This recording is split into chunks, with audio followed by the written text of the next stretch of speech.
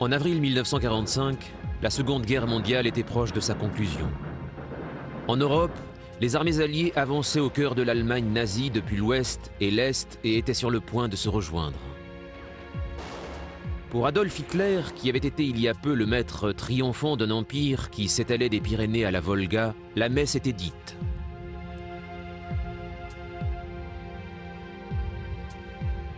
Désormais reclus dans son bunker souterrain à Berlin, entouré de ses derniers fidèles les plus loyaux, chacune de ses décisions signifiait la vie ou la mort pour le peuple allemand, pour les millions de travailleurs forcés et les détenus des camps de concentration.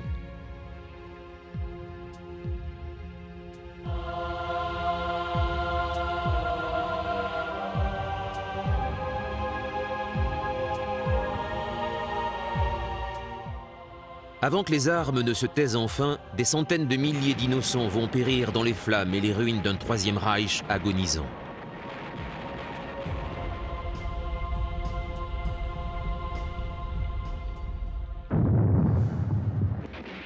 De l'autre côté du monde, le partenaire d'Hitler au sein de l'Axe, le Japon, subissait les assauts des Américains sur le théâtre d'opérations du Pacifique.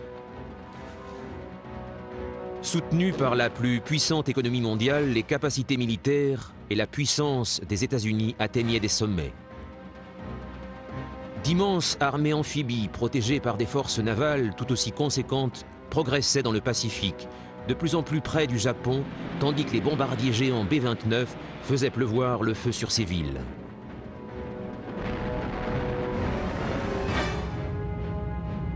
Au large du Japon, les sous-marins américains n'avaient pratiquement plus rien à couler. Et dans le même temps, la population japonaise, presque 90 millions de personnes, devait faire face à une crise économique et résister aux privations. En Asie, les troupes britanniques avaient repris la Birmanie aux Japonais, qui l'occupaient depuis 1942. À Londres, le Premier ministre Winston Churchill recevait des nouvelles encourageantes des combats sur tous les fronts.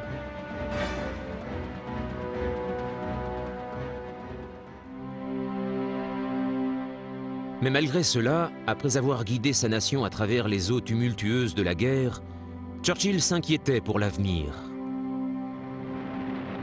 Oui, le vieux combattant s'inquiétait pour l'Empire britannique, épuisé par tant de combats et financièrement exsangue, qui risquait de se retrouver sur la touche à la fin du conflit, laissé pour compte par ses alliés, américains et russes, bien plus puissants. Winston Churchill avait tout donné pour le roi et son pays, et la victoire alliée promise allait être son heure de gloire. Mais il restait prudent, et aussi incroyable que cela puisse paraître, son propre avenir en tant que Premier ministre était loin d'être assuré. Au crépuscule du 1er avril, 3 semaines s'étaient écoulées depuis que les troupes américaines s'étaient emparées du pont de Ludendorff sur le Rhin à Remagen, avant que les Allemands ne soient capables de le détruire. Les 46 autres ponts routiers et ferroviaires qui franchissaient le Rhin avaient été dynamités et le pont Ludendorff finit par s'effondrer en raison des vibrations des nombreux coups tirés en sa direction par l'artillerie et les attaques aériennes allemandes, bien qu'il n'ait pas été touché directement. Cela se produisit 10 jours après que la Première Armée l'ait utilisé pour établir sa tête de pont sur la rive est du Rhin. Le Rhin était le seul obstacle naturel important entre les armées conduites par le général Eisenhower, commandant suprême des troupes alliées en Europe, et le reste du territoire allemand. Une fois le Rhin franchi, le reste du territoire allemand était accessible. Les troupes d'Eisenhower pouvaient bien atteindre Berlin avant l'armée rouge, qui se tenait sur l'Oder, à 150 km de la ville, depuis fin janvier.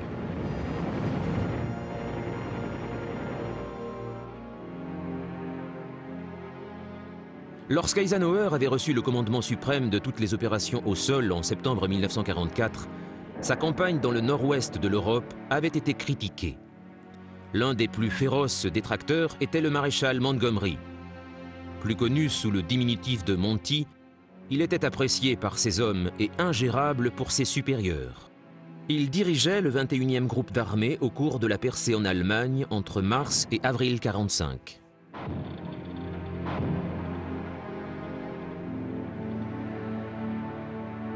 Chargé de mettre en œuvre l'opération Plunder, le 21e groupe d'armée comprenait des Canadiens, des Britanniques, ainsi que les troupes américaines traversant le Rhin vers Wesel.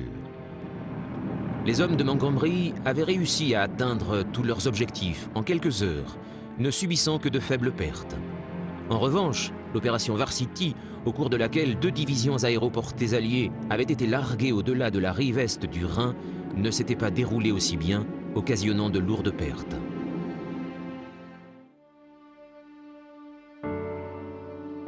Observant le drame se dérouler dans le ciel depuis la sécurité relative de la rive ouest du Rhin, Winston Churchill en personne. Toujours prêt à visiter le front dès qu'il le pouvait, Churchill avait rejoint le quartier général d'Eisenhower qui dominait le fleuve. Comme toujours, Churchill était déterminé à se trouver au cœur de l'action. Et à la stupéfaction, teinté de crainte d'Eisenhower, le Premier ministre britannique, déjà septuagénaire, sauta dans un landing craft américain et traversa le Rhin.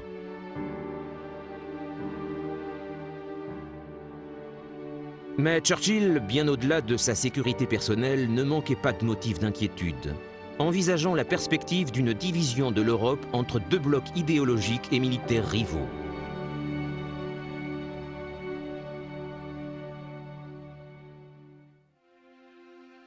Churchill pensait que le président américain, Roosevelt, très affaibli, avait sérieusement sous-estimé le danger posé par Staline et les soviétiques.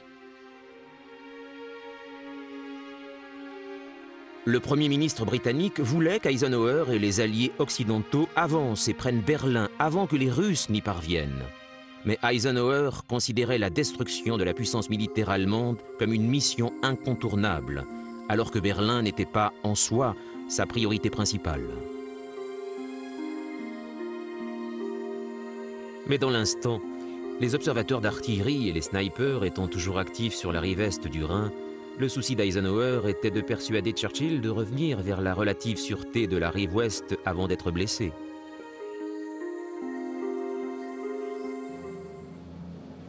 Pendant qu'une délicate négociation était en cours pour faire revenir Churchill, 200 km plus loin, la 5e division d'infanterie de la 3e armée américaine avait, sans tambour ni trompette, traversé le Rhin à Oppenheim.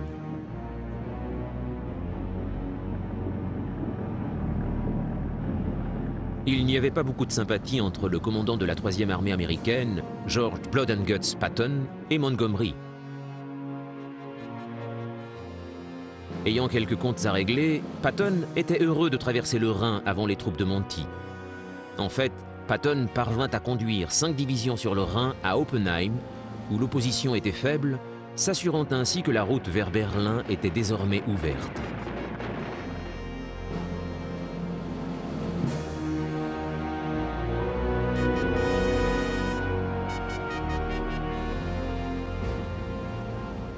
La résistance allemande face aux Alliés s'affaiblissait jour après jour. La défense de la patrie était maintenant entre les mains d'une armée constituée de vieillards et de gamins effrayés, tentant de protéger une population civile paniquée. Et pour les civils, le pire était à venir. Hitler, depuis l'abri de son bunker sous la chancellerie du Reich à Berlin, demanda à ce que la bataille soit conduite sans aucune considération pour la population allemande.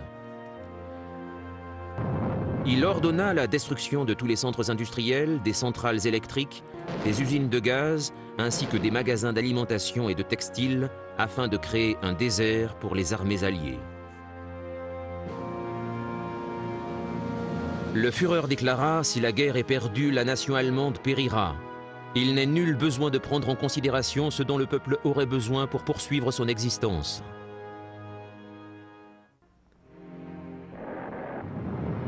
Le 1er avril 1945, c'était le dimanche de Pâques, une fête traditionnelle pour les chrétiens et une fête pour des raisons militaires pour les Alliés. L'avancée de la 21e armée de Montgomery, doublée par celle de la 9e armée américaine, formait la partie nord d'une tenaille autour de la Ruhr, le cœur industriel de l'Allemagne, tandis que la première armée constituait la partie sud de cette tenaille.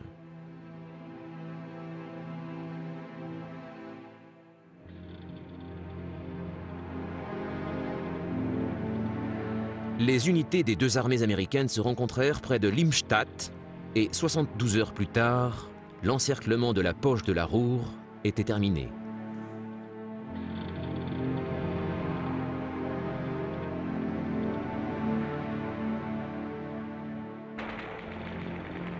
À l'intérieur de ce périmètre étroit se trouvaient les restes de 21 divisions totalisant 430 000 soldats allemands du groupe d'armée B, accompagnant des milliers de civils allemands, effrayés, fatigués, affamés, ainsi que des travailleurs forcés, tous piégés et à la merci des Alliés.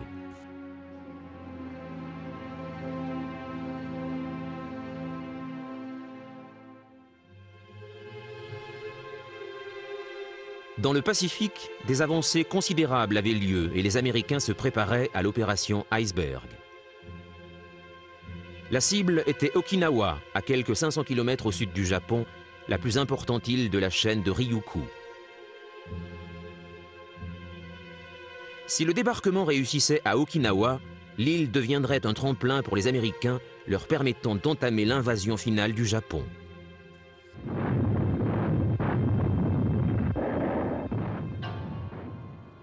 Moins d'une semaine plus tôt, Iwo Jima, la première île de l'archipel japonais à avoir été conquise par les Américains, avait finalement été déclarée sûre après 6 semaines d'âpres combats.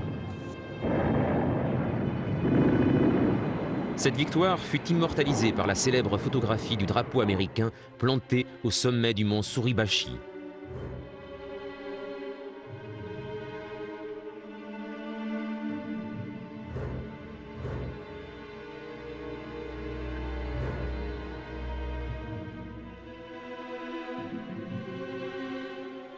Les combats sur Iwo Jima avaient coûté la vie à 6 825 soldats américains et 21 703 japonais.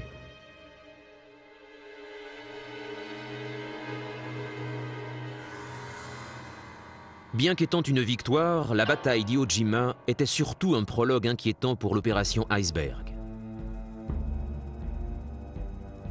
Pour l'invasion d'Okinawa, les Américains rassemblèrent une force de 102 000 soldats, 88 000 Marines et 18 000 marins sous le commandement du général Simon Bolivar Buckner Jr., commandant de la 10e armée.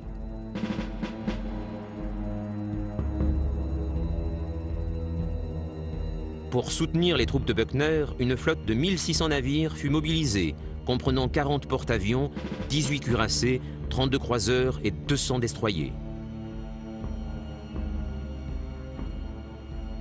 Les navires de guerre restèrent au large et les avions furent alignés à leur poste de combat, prêts à frapper Okinawa jusqu'à sa reddition.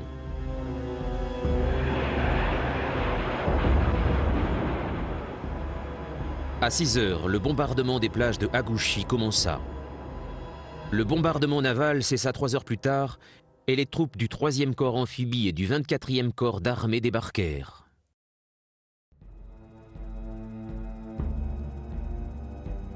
À la plus grande surprise des Américains, les vagues d'assaut ne rencontrèrent aucune opposition.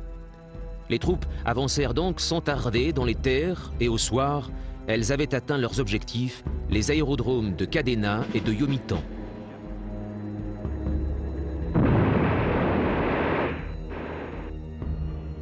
À la nuit tombée, la 10e armée avait plus de 60 000 hommes sur l'île. La zone de terre conquise était large d'une quinzaine de kilomètres. Les Japonais étaient invisibles. En fait, les troupes japonaises d'Okinawa s'étaient positionnées très à l'intérieur des terres pour éviter les bombardements navals américains, à l'abri, dans des grottes sur les terrains escarpés au centre de l'île.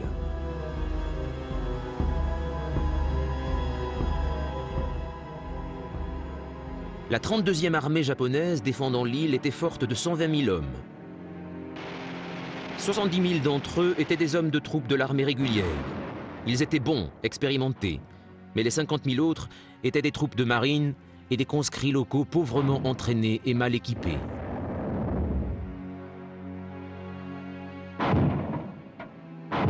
Les Japonais avaient une artillerie abondante et le terrain leur offrait des positions défensives favorables. Longue de 100 km environ et avec une largeur moyenne de 15 km, Okinawa était principalement constituée de collines couvertes de forêts de pins et d'un épais sous-bois. Réputés pour leur construction de positions défensives solides et bien conçues, les Japonais étaient prêts et attendaient l'ennemi. Mais lorsque la bataille pour Okinawa débuta le 3 avril, les Américains avaient déjà atteint la rive est, séparant en deux les zones tenues par les Japonais.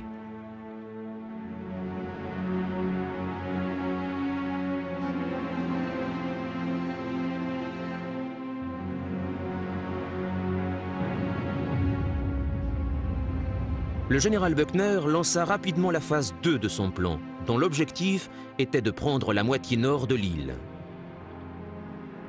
La 6e division de Marines avança vers la péninsule de Motobu sur la côte ouest de l'île, où elle rencontra les troupes japonaises défendant une forteresse naturelle de falaises boisées et de ravins.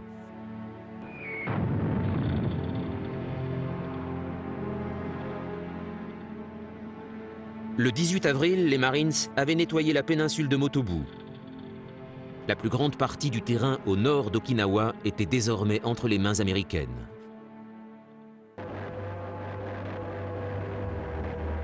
Dans le même temps, la flotte d'invasion croisant au large d'Okinawa subit une terrible attaque aérienne. Le haut commandement japonais avait rassemblé plus de 2000 avions sur les aérodromes du sud du Japon et de Formose pour tenter de briser l'assaut contre Okinawa. En dépit des raids de bombardement de leur base par les B-29 et des avions embarqués américains, dans les semaines précédant l'opération Iceberg, beaucoup de ces appareils étaient toujours prêts à l'action. Aux commandes des avions bourrés de bombes et de carburant se trouvaient de jeunes pilotes chargés d'une mission suicide. C'étaient des kamikazes, mot japonais signifiant « vent divin ».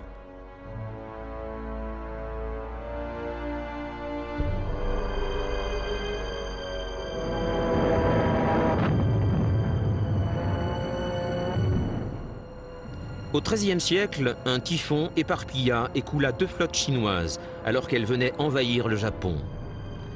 Les Japonais surnommèrent ces tempêtes « vent divin ».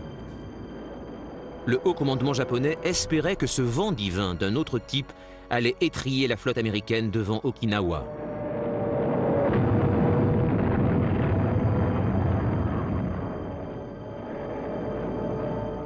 Le 6 avril 1945, l'opération japonaise Chrysanthème commença par des attaques massives de kamikazes contre la flotte alliée. Animés par une dévotion fanatique à leur empereur, la plupart des pilotes kamikazes étaient novices et les chasseurs alliés parvinrent à les descendre par douzaines avant qu'ils n'aient la plus petite chance de causer le moindre dommage. Mais ils étaient très nombreux et beaucoup de kamikazes réussirent à passer.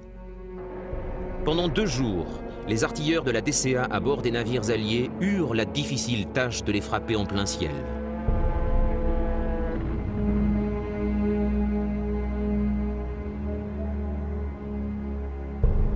« 13 destroyers américains furent durement touchés et certains coulés. Les kamikazes devinrent une menace que les Alliés devaient prendre vraiment au sérieux. Durant les 3 mois suivants, des centaines de pilotes kamikazes se jetèrent avec leurs avions sur les navires alliés et pratiquement tous, comme prévu, y perdirent la vie.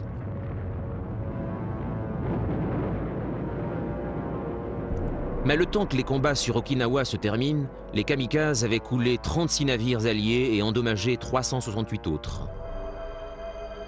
La plupart des 4907 marins tués et les 4874 blessés pendant la bataille d'Okinawa le furent lors des attaques suicides.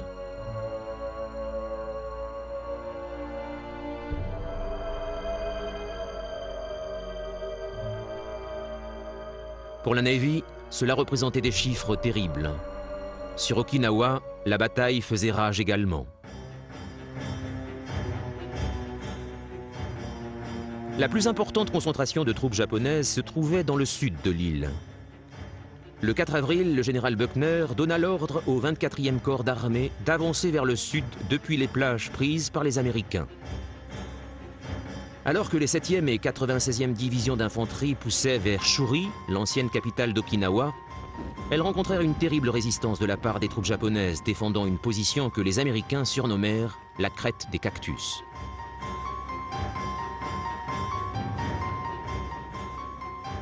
Il y eut de terribles combats au corps à corps pour Cactus Ridge. Mais le 9 avril, les Japonais avaient été chassés de leur position au prix élevé de 1500 pertes américaines. La route vers Shuri était toujours barrée par les défenseurs japonais le long de la crête Kazuku. Les combats violents continuèrent jusqu'à ce que la puissance de feu américaine force les défenseurs de l'île à cesser toute attaque. Mais même dans ces conditions, l'avance de Buckner était freinée. Le combat pour Okinawa était loin d'être achevé.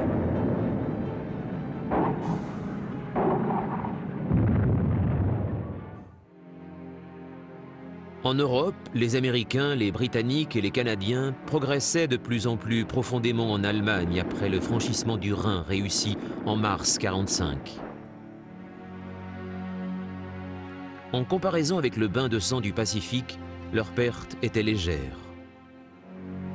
La majorité des troupes allemandes qu'elles rencontrèrent étaient plus promptes à se rendre qu'à combattre. Mais lors de leur avancée, les Alliés découvraient les preuves flagrantes et abominables des crimes contre l'humanité commises par les nazis. Le 4 avril 1945, des troupes de la 3e armée de Patton pénétrèrent dans le camp de travail d'Ordruf, près de la ville de Gotha. Dans le camp, ils découvrirent des empilements de corps, certains partiellement recouverts de chaux, d'autres incinérés. Ces malheureux étaient des prisonniers que leur garde SS en fuite avait considérés comme trop faibles pour marcher. Ils avaient été exécutés juste avant l'évacuation du camp. La nouvelle de l'horreur d'Ordruf se répandit rapidement. Le 12 avril, le général Eisenhower visita le camp en compagnie des généraux Patton et Bradley pour le constater. Ils réalisèrent alors combien leur combat contre les nazis était justifié.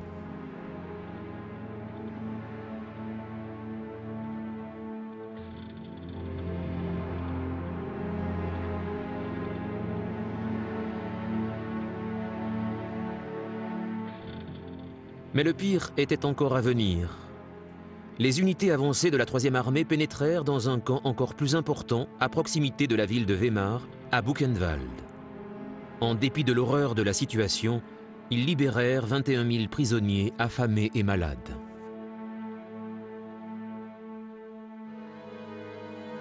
Les Américains et les Britanniques connaissaient l'existence des camps de concentration, mais étaient peu préparés à affronter cette réalité. Après avoir inspecté Ordruf, Eisenhower en informa le général Marshall, qui était à la tête de l'état-major à Washington. La description de la situation était telle qu'il décida de montrer au monde entier la réalité de ce qu'Hitler et les nazis avaient commis. Le 12 avril, le célèbre journaliste de CBS, Edward Murrow, visita Buchenwald et fit, sur les ondes, le compte-rendu de ce qu'il découvrait pour ceux qui avaient la force d'écouter ce récit.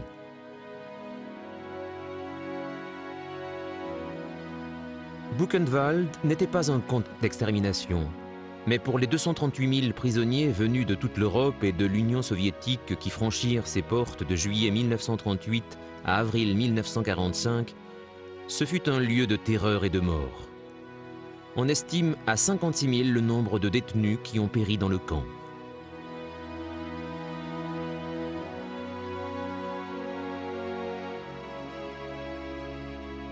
Eisenhower fit tout ce qu'il put pour rendre publiques les abominables conditions de ces camps.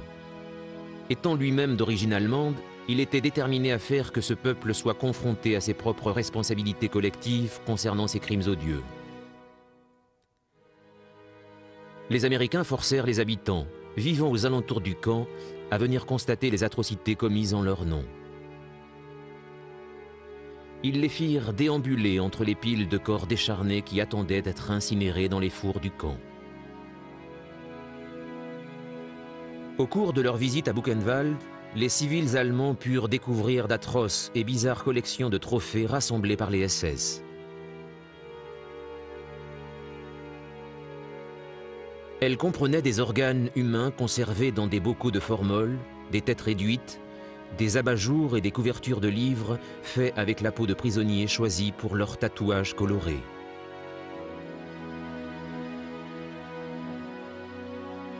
Les horreurs des camps de concentration continuèrent à être révélées aux civils, mais cette libération arrivait trop tard pour de nombreux détenus.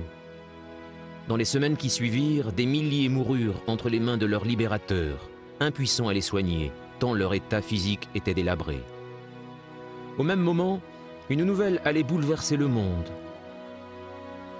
Le 12 avril, le président américain Franklin Delano Roosevelt, souvent nommé par ses initiales FDR, l'homme qui avait fait entrer l'Amérique dans le conflit, mourut.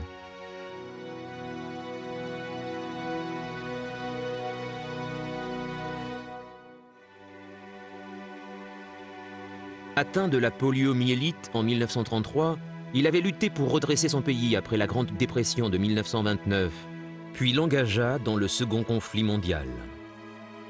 Réélu à 3 reprises, le président Roosevelt n'avait pas ménagé sa santé qui s'était terriblement détériorée au fil des années. Lors de la conférence de Yalta en Crimée en février, Roosevelt avait rencontré Staline et Churchill pour discuter de la division de l'Allemagne après la guerre, mais son aspect avait frappé tous ceux qui étaient présents.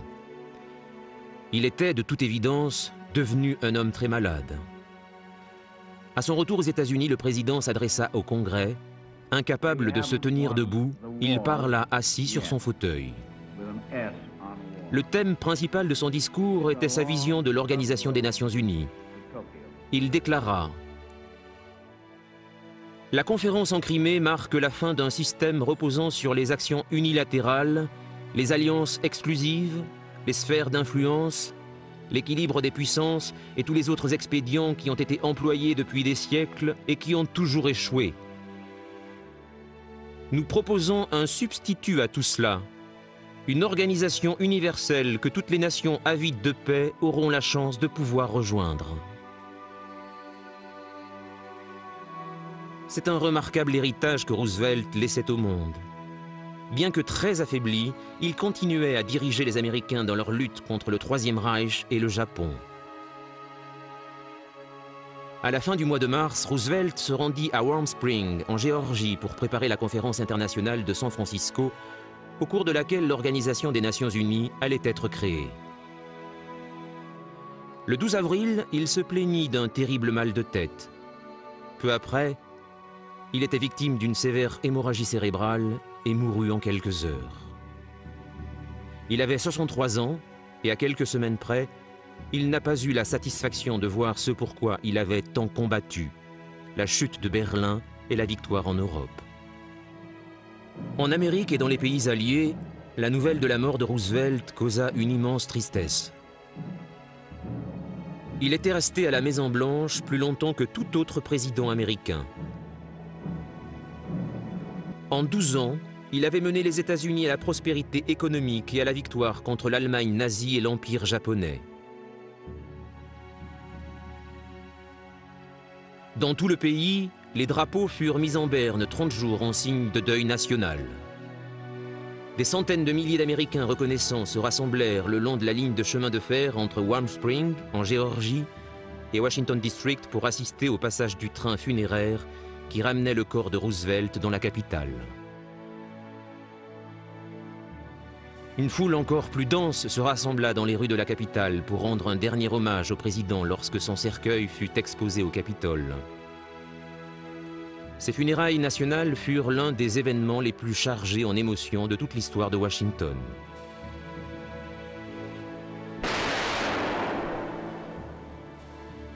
Mais il restait encore une guerre à gagner, et l'Amérique se tourna pleine d'espoir vers un nouveau président, l'ex-sénateur âgé d'une soixantaine d'années, Harry Truman, encore relativement inconnu sur le plan international.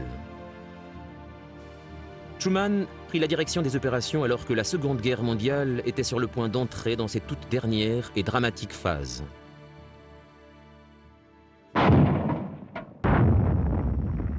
En Allemagne, la deuxième armée britannique avançait rapidement vers la frontière danoise et la Baltique, tandis que le 12e groupe d'armée américaine bouclait les opérations autour de la poche de la Ruhr. Le 21 avril, les combats étaient terminés et 325 000 soldats allemands capturés.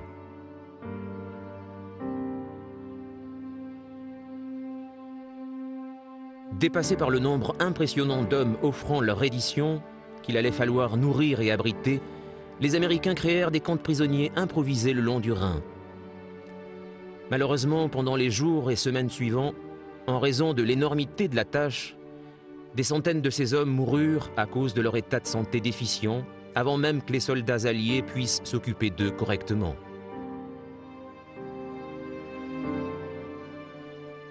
Les tensions étaient de plus en plus vives chez les Alliés.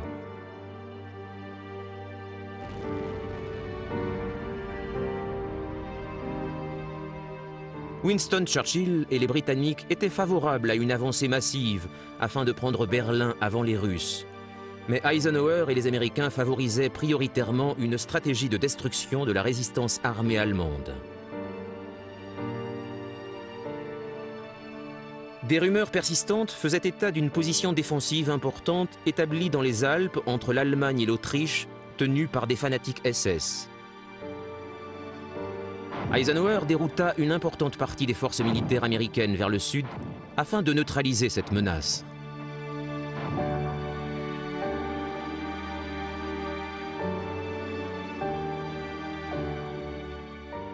Le 11 avril, les unités de tête de la 9e armée américaine qui avait atteint l'Elbe, le dernier obstacle naturel majeur avant Berlin, reçurent l'ordre de stopper. Mais les Russes avançaient toujours, faisant montre de leur efficacité, et ce, en dépit des nombreuses troupes engagées par Hitler pour défendre les Hongrois. Le 13 avril, les Soviétiques avaient pris Vienne.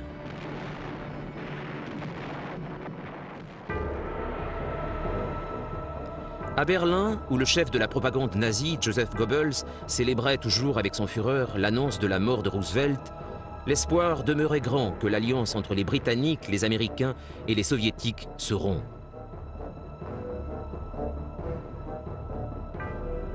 En dépit d'opinions divergentes à propos de l'après-guerre, les trois principaux acteurs étaient déterminés à mettre un terme au Troisième Reich une bonne fois pour toutes.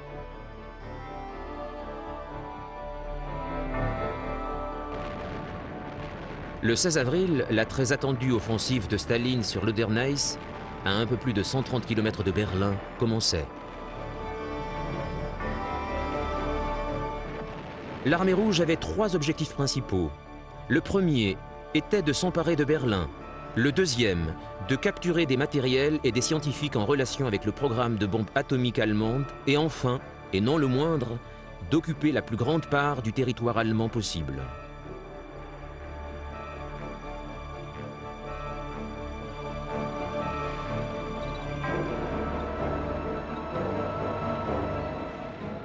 L'assaut débuta par un bombardement d'artillerie, tandis que 2,5 millions de Russes prenaient position pour l'offensive finale.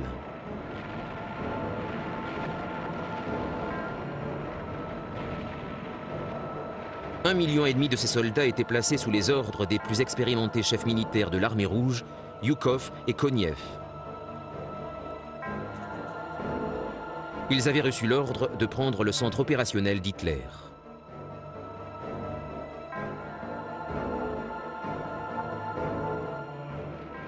Le rapport de force était en faveur des Russes à raison de 3 soldats pour 1, l'artillerie à 1 contre 4, les chars et les véhicules de combat blindés à 6 contre 1.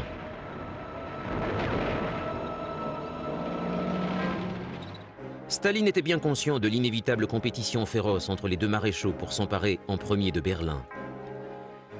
Il avait effectivement donné au premier front biélorusse de Zhukov la pole position sur la ligne de l'Oder, au détriment de Konev, dont le premier front ukrainien sur la Neisse se trouvait à une plus grande distance de la capitale allemande.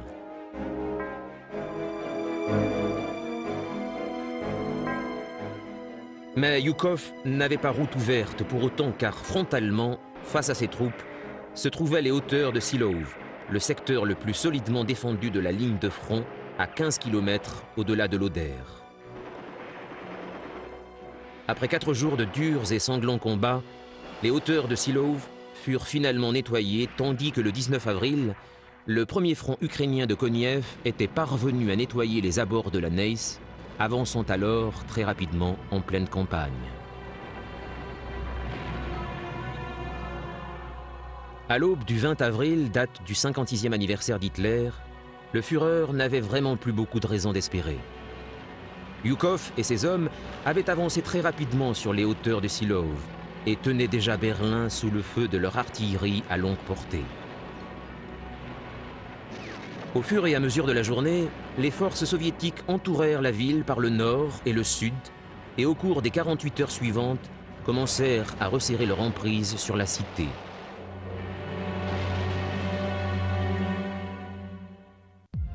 Les Russes avaient la situation bien en main.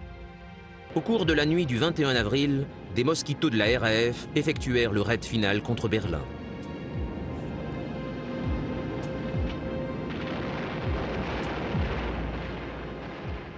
À 8h30 précisément, les commandants soviétiques donnèrent l'ordre d'ouvrir le feu contre la capitale de l'Allemagne fasciste, et le 23 avril, Berlin se trouvait isolé par les Russes.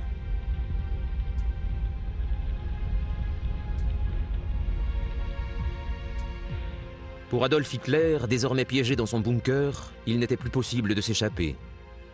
Réalisant que Berlin était condamné, il déclara son intention d'y demeurer au péril de sa propre vie. Ceci dit, les combats à Berlin étaient loin d'être terminés. Les pertes soviétiques continuaient à augmenter en dépit du caractère inéluctable du sort de la bataille. Quelques 45 000 soldats défendaient la ville et malgré un équipement sommaire et une totale désorganisation, ils constituaient un problème. Certains dépendaient des Waffen-SS, la branche militaire de la SS, accueillant exclusivement ceux qui étaient reconnus de race aryenne pure selon les critères hitlériens. D'autres étaient des volontaires français de la division Charlemagne. Leurs rangs étaient renforcés par des milliers de membres de la Volkssturm, pauvrement armés, des hommes âgés de 16 à 60 ans qui n'avaient pas intégré la garde allemande, ainsi que des membres volontaires des jeunesses hitlériennes.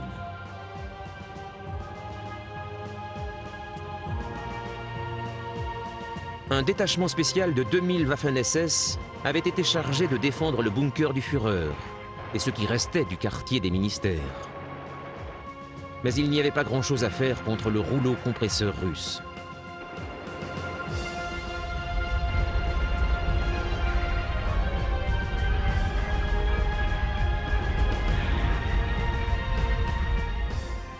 En plus d'être en sous-effectif face à l'armée rouge, les défenseurs allemands subissaient une attaque d'artillerie massive.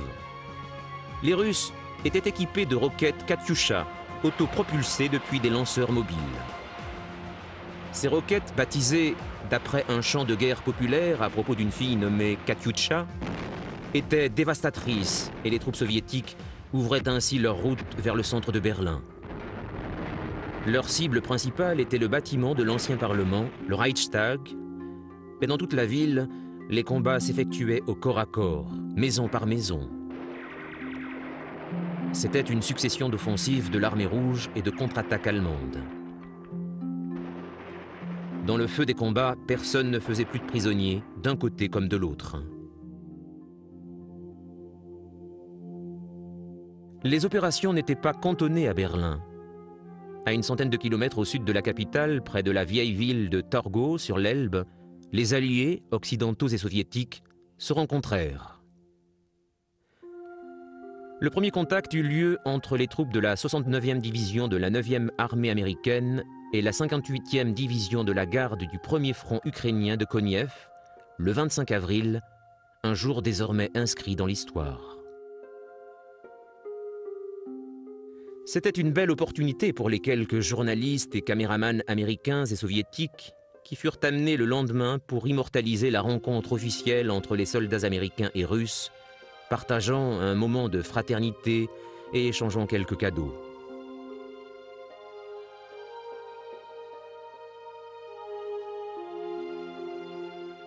Mais en dépit de cette unité de façade, les tensions entre les alliés étaient de plus en plus fortes. Immédiatement après que les photos aient été prises, les Américains retournèrent de leur côté de l'Elbe et y demeurèrent. C'était contre les souhaits du général Bill Simpson, le commandant de la 9e armée, qui souhaitait continuer vers Berlin. Mais Eisenhower avait rejeté cette idée, choisissant de laisser la voie libre aux Russes.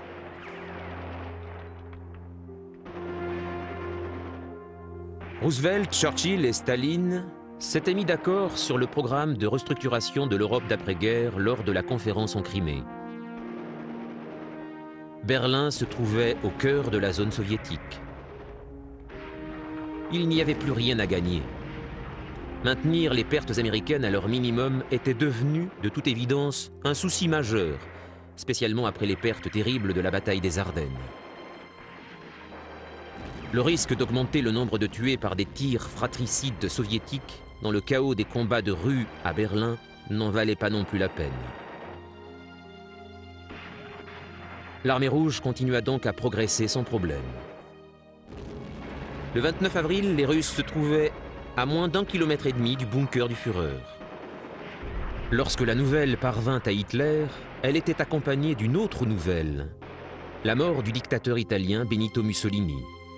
Celui-ci, après avoir tenté de s'échapper vers la Suisse avec sa maîtresse, Carla Petacci, fut capturé avec elle et tous deux exécutés.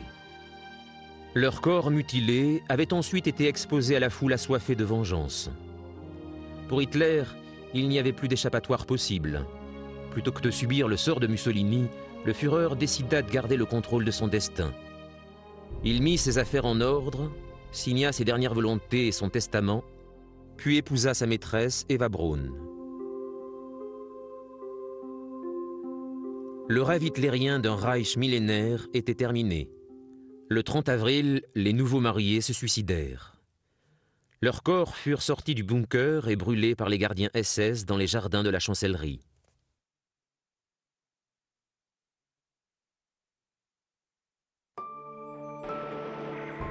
« 10 000 soldats allemands continuaient à défendre Berlin et le quartier des ministères avec l'énergie du désespoir.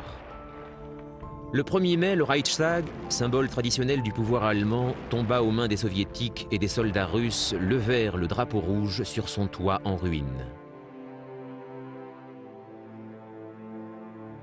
Après Hitler, Goebbels également prit une décision radicale en tuant ses 6 enfants avant de se donner la mort avec son épouse. Hitler avait donné l'ordre à Goebbels de fuir si Berlin était pris. Et pour la première fois, le plus loyal de ses proches désobéit à l'homme à qui il avait consacré sa vie. Les événements avaient pris un tour dramatique. Le 2 mai, le commandant de la garnison de Berlin, le général Helmut Wedling, se rendit aux Russes et en quelques heures, toutes les armes se turent dans la ville.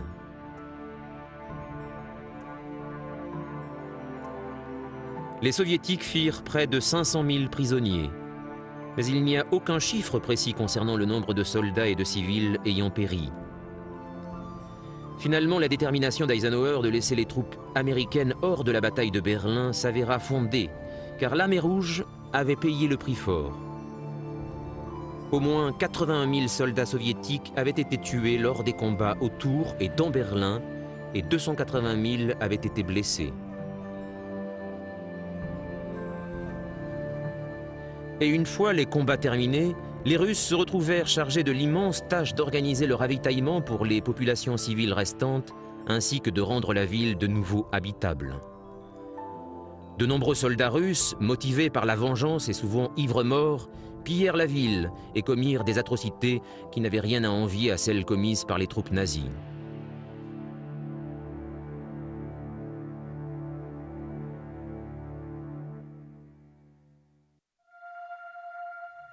La promesse d'une paix en Europe était proche.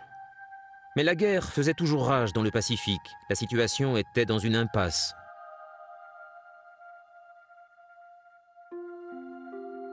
Au moment où les Allemands capitulaient face aux Russes le 2 mai, les troupes britanniques et indiennes terminaient leur progression vers le centre de la Birmanie et s'emparaient de la capitale, Rangoon, quelques heures seulement avant que les pluies de la mousson ne commencent. Comme le monde allait le découvrir dans les mois suivants, le refus des Japonais de se rendre allait ralentir considérablement les Alliés.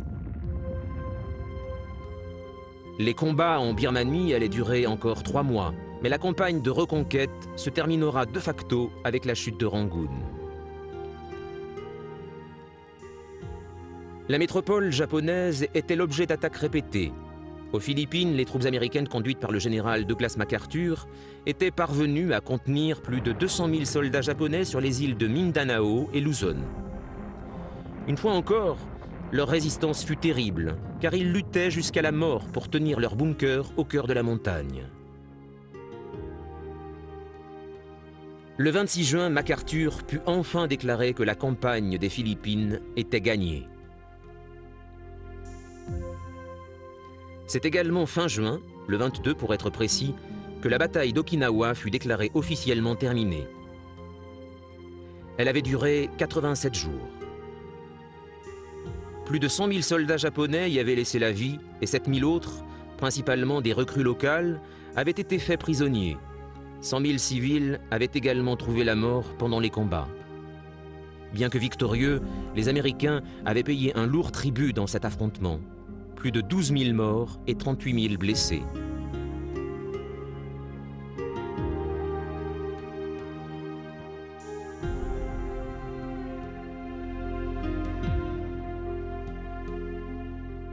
Les Japonais étaient parfaitement conscients que, compte tenu des événements en Europe, conclure les combats dans le Pacifique allait mobiliser toute l'énergie des Alliés. Mais c'était une perspective peu engageante pour les planificateurs militaires américains que d'envisager un assaut amphibie contre le Japon. Ils avaient estimé le taux de perte probable. Sur une base de 30% de pertes comme celle subie par la 10e armée à Okinawa, on arrivait à un chiffre de 300 000 soldats tués ou blessés. Il fallait donc imaginer une nouvelle approche stratégique. De l'autre côté du monde, en Europe, les premiers jours du mois de mai 1945 s'annonçaient plus sereins.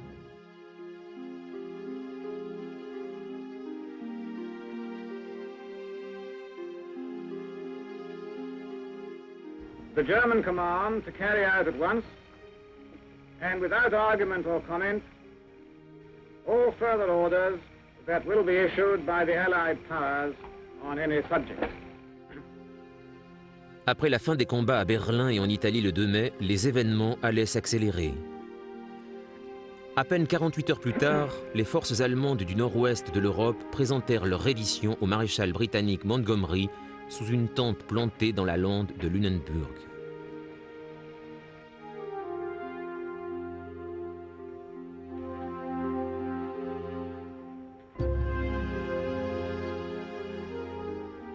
C'était un moment austère, sans cérémonial, juste après le 5 mai. L'amiral Karl Dönitz, commandant en chef de la marine allemande et nouveau président de l'Allemagne, conformément aux dernières volontés d'Hitler, donna l'ordre à ses 350 U-boats de cesser les opérations de combat immédiatement. Tout était en place pour qu'un point final soit mis à la guerre en Europe.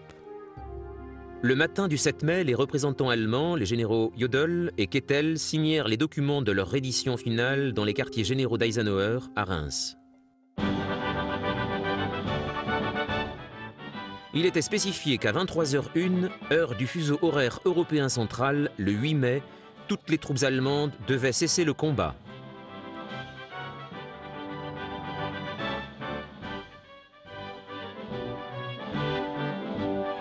Enfin, la nouvelle que le monde attendait depuis 1939 allait être annoncée. La victoire en Europe fut célébrée le lendemain, le 9 mai. Les bonnes nouvelles voyageaient rapidement. Dès le 8 mai, les rumeurs de la fin imminente des combats en Europe déclenchèrent des célébrations en Grande-Bretagne, dans les rues de Londres et à travers tout le pays. Poussé par la ferveur et l'excitation de la foule, à 15 h, le Premier ministre Winston Churchill s'adressa une fois de plus à son peuple à la radio. Les hostilités vont se terminer officiellement 1 minute après minuit cette nuit. Mais dans le but d'épargner des vies, le cessez-le-feu a commencé à résonner hier sur l'ensemble du front.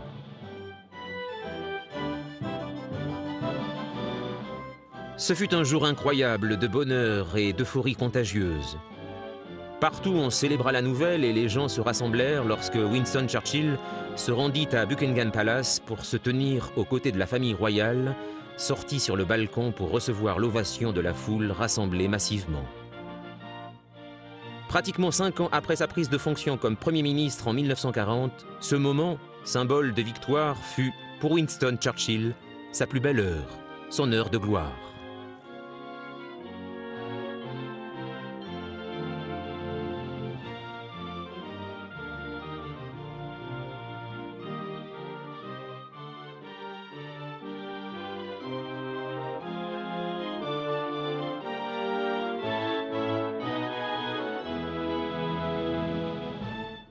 Les Britanniques ne furent pas les seuls à célébrer cette victoire sur le Troisième Reich et le régime nazi.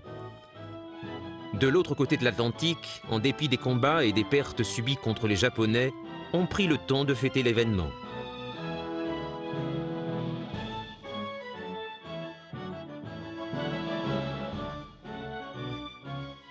Harry Truman dédia ce 8 mai et la victoire à son prédécesseur, Franklin Roosevelt, qui avait tant fait pour combattre la tyrannie. Pour marquer le deuil de leur président récemment disparu, les drapeaux dans toute l'Amérique restèrent en berne.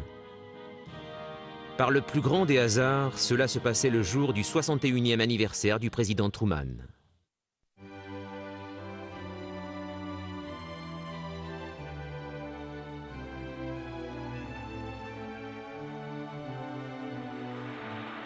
Mais alors que les Américains et les Britanniques célèbrent le jour de la victoire le 8 mai, les Russes la célèbrent le 9, la date qui avait été originellement choisie par les Alliés.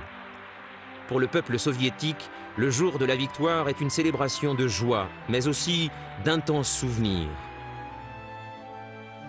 Au moins 20 millions de citoyens russes avaient péri depuis le 22 juin 1941, le jour où les troupes allemandes avaient envahi l'Union soviétique, laissant derrière elles des villes et des villages dévastés et des morts innombrables qui ne seront jamais oubliés.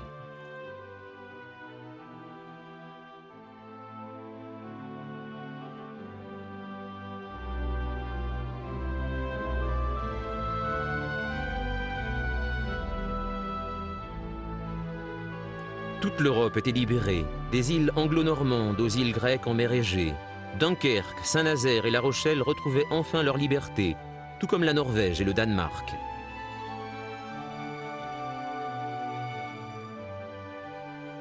Même la bande de territoire s'étirant de l'ouest des Pays-Bas jusqu'à la Tchécoslovaquie, toujours aux mains des Allemands, était enfin libre. Les troupes allemandes se rendaient aux Alliés, fuyant le plus possible vers l'ouest pour éviter d'être capturées par les Soviétiques avides de vengeance. Le dernier acte de la fin du régime nazi eut lieu le 23 mai lorsque les troupes britanniques arrêtèrent l'amiral Dönitz dans ses quartiers généraux à Flensburg, près de la frontière danoise. À partir de ce moment, les États-Unis, la Grande-Bretagne, l'Union soviétique et la France prirent le contrôle de l'ancienne Allemagne du Troisième Reich. Mais des incertitudes planaient sur la suite des événements. Toujours aussi éloquent lors de son allocution du jour de la victoire, Churchill avait exprimé ce que le reste du monde pensait. Nous pouvons nous autoriser une brève période de réjouissance, mais cela ne doit pas nous faire oublier l'ouvrage et les efforts qui nous attendent. Le Japon coupable de trahison et d'expansionnisme militaire reste impuni.